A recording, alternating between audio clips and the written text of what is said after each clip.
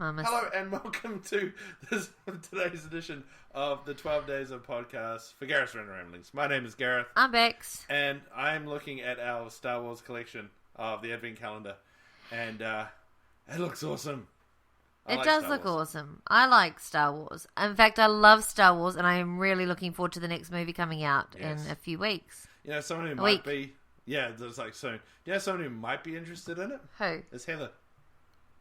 Maybe. I don't know if she actually does or not. But hey, you never know. Let's just say that she kind of is. Let's make a assumption to be an assumption, hey? Yeah. Because, you know, we can never be assumed to be wrong. We also can't assume to be correct either. Yeah, this is true. So Heather is from Criminy Crickets. I want to say Tauranga, but I don't think it's it is. It's not No, Tauranga. she's not Tauranga. No. Where Hawke's is she Bay, from? isn't she? Pardon me? Isn't she in the Hawke's Bay? She's from New Zealand. So... I thought she was in the... No, isn't she New Plymouth? Oh, I don't know. She's in the North Island somewhere. We're not telling you just in case people try to be stalky, okay? So yeah, okay, alright. Yeah, and the fact that I've forgotten entirely. We apologise, Heather, because Gareth should never have made that assumption in our opening. Exactly. Just saying. And Beck should have written it down in the notes that I've got, except for I've just got here P&O, your cruise ticket. Thanks. How does that help? It would have been nice so I could know. Oh, anyway, my goodness. Yeah, so we are here. We're about to chat with Heather. Who's our very good friend from New Zealand. Yeah. And who does also Sunshine and Powercuts podcast. With her, we didn't record her through Skype, so the audio sounds... much better. Semi-normal. I mean, we have her on the phone line now. And, Bex, do you want to do the intro again? Sure.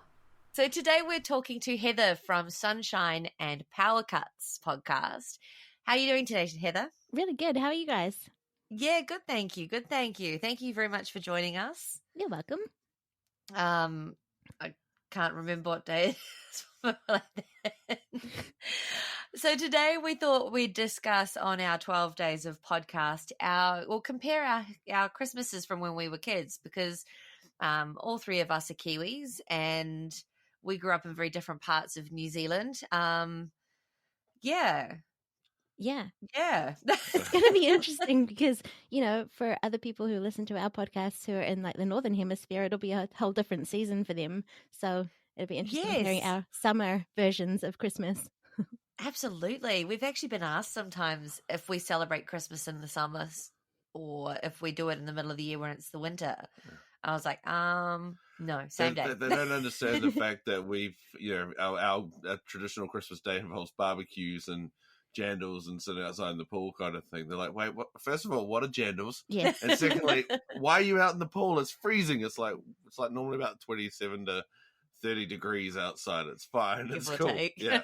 Or whatever the hell that is in Fahrenheit. But that kind of thing, like they don't understand that, you know, no, there's a whole different season, as you said. So it's quite interesting. But yeah, I've had many different Christmases, ranging from Dunedin to Napier to Gisborne to Wairoa to Waipukurau. Yeah, so I've had the whole full spectrum. Did you move around when you were a kid, Heather, or do you in like one spot? Yeah, I moved, but when I was younger, when I was back living in Auckland, we used to go to the Hawke's Bay and have Christmas there because I had family down there. So nice. Those ones were very much a beach Christmas on the land or camping. I was going to say, first of all, the Hawke's Bay beaches with all their sand. Yeah. There's like two beaches that in the Hawke's Bay that have sand. Oh. The rest of them are just stones. Oh, so you can always pinpoint exactly where she was. So for somebody who lived all over New Zealand, I've never actually been to the Hawke's Bay. Wow. What? Yeah. Ah. Yeah. Okay. Yeah. I know. I did try to visit around New Zealand as much as I could, but no, Hawke's Bay I never got to. Yeah, it's a place. It's pretty much it, really. Yeah. No, there was one thing that I always thought really funny was when you went to the beach, especially in Napier. The Napier beaches were packed on Christmas.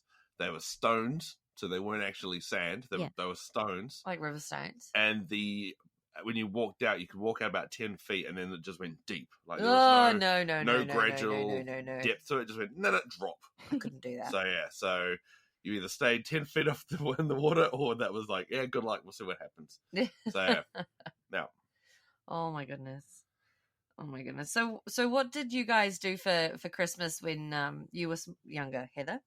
Yeah, so sometimes they were the beach ones, and we'd pitch a tent on the grass area and camp there basically from Christmas till New Year's. And it was often fun. It was often really long, and by the time we got home, we were exhausted from just all the sea air and running around on the beach and playing a lot. And camping lifestyle kind of got a little bit uncomfortable the longer we camped for, but they were fun. They were a lot of, usually the wider family got together as well, so there's a whole bunch of us there, and yeah. Oh, I love that. It's nice when you get to spend time with the family at Christmas. Mm-hmm. We never really went camping ourselves at Christmas time, but we'd go either before or after. So it was either we were home for Christmas or visiting one of my two other families. Oh, yeah. So we would spend 1 year with my grandparents in Wellington. Then we'd spend one Christmas with my dad's family, usually in Auckland. And then we would have a family Christmas at home the next year. So we would alternate, which I thought was really nice, because we got to spend time just as a family unit as well, because my dad traveled a lot. Christmas was like the one time of the year he was always home. That's cool. Always. Yeah. Yeah. So Christmases were a really big deal in my family. But it was never a lot of fun going to my grandmother in Wellington's house, because my uncle used to spoil his kids rotten at Christmas.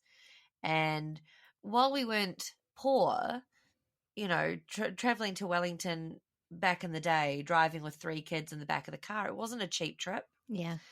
And so Mum and Dad would only give us a couple of presents, and which is fair. I mean, I don't particularly think that children should have thousands and thousands and thousands of Christmas presents. I think that just ruins Christmas as well. But my uncle would bring over his 3 children and just open present after present after present in front of us, and it really sucked. Yeah, it's rough.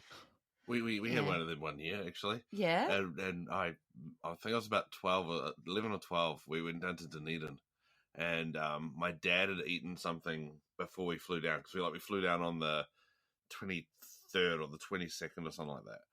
And so we'd had Chinese or something like the 21st. So Dad got really, really sick. Like, he had to go home. He went home on the 24th, like on Christmas Eve. Like, he had to go. Like, he was not feeling well. There's photos where like Casper's probably more clear than what he was. And yeah, we had that same thing. We were there, and we were at Nana's house, and there was presents galore. And we were like, wow, this is awesome. This is cool. Yeah. And they were all for my cousins who'd come over. We had like 2 or 3. And they did our presents at the beginning, and then did the rest of them for the others. So we sat there, and I can't say it because it's family friendly, but I was a 12-year-old. I stood up and I said, "Are there any more for us? Like we any more for us?" And they went, "Oh no, we finished with all your ones." And I said, "Right, well, I'm going to go away now then. See ya." Obviously using a little stronger language for a 12-year-old, so I didn't get in trouble, which was great. And yeah, went downstairs, and Mum came down, and all I could hear upstairs was my Nana yelling at my auntie and uncle, like full on proper. Why would you do this here? This is just so pathetic. This is just you should have left these all at home. Like, this is just embarrassing for me. Like, and I was just like, well, I started something. And Mum came down and was like, no, it's fine, it's cool, it's cool. But that was my best Christmas ever. But humbug. I'm joking, by the way. I know it's hard when. Heather, what was your worst Christmas? Did you have anything like that? No, I don't think so.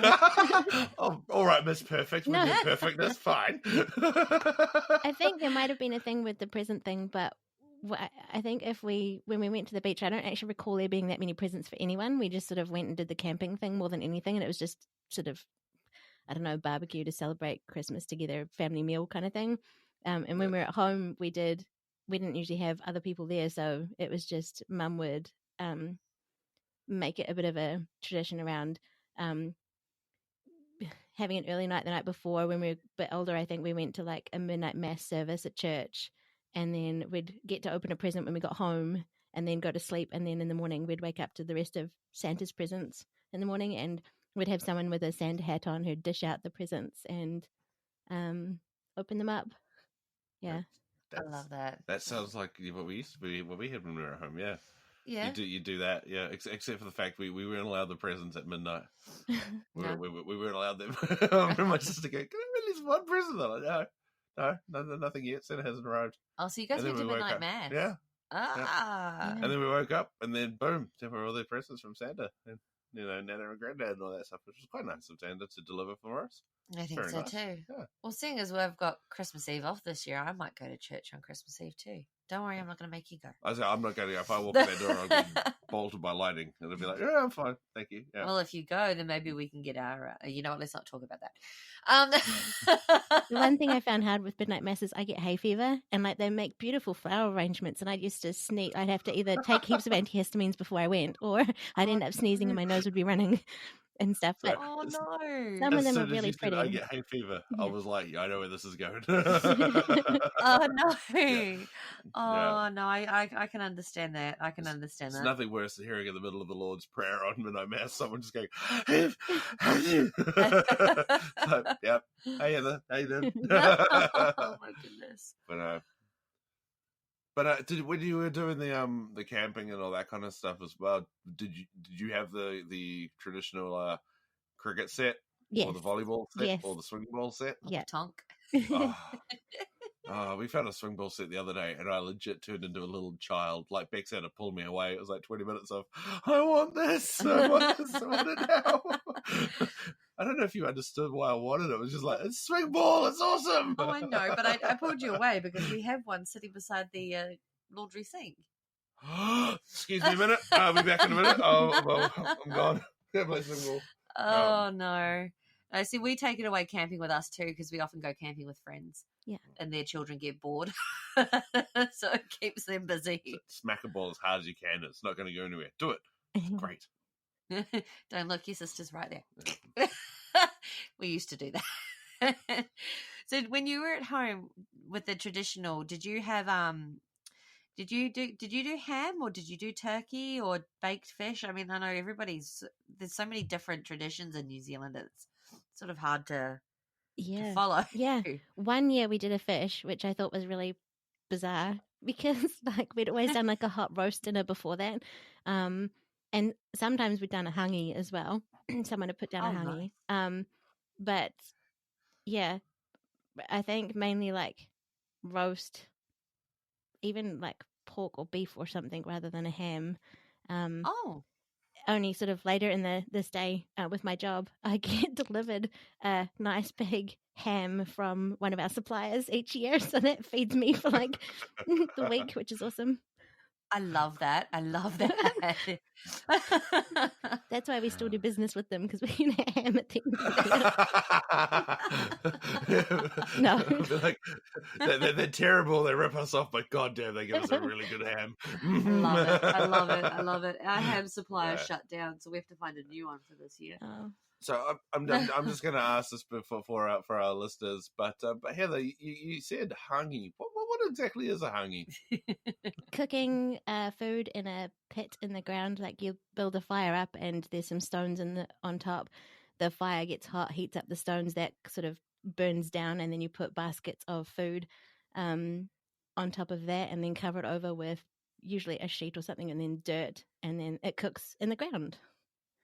I love that. I love hangi. I'm so hungry now. But I like hangi once it's cooked properly. I've been to so many marae visits as a kid, and half cooked. Yeah, the veggies are half cooked. There's nothing worse than a half cooked potato. Oh my gosh! We went to a mate's place. It was his 40th birthday, and he'd had a hangi on, and it was funny because I think Bex, myself, Bex, and there was a couple of other people were like the only white guys there out of a group of about 60.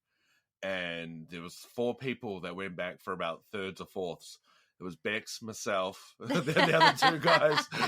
Or the other one's just like, yeah, we're full. We're like, oh, hangi, just kept going. It was just because amazing. I think as great.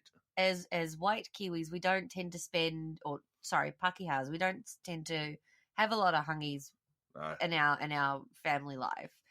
And we did find a place, and this is amazing. There is a place here in Brisbane that do hungies. Wow. The Hungy Pit. Oh, Yeah.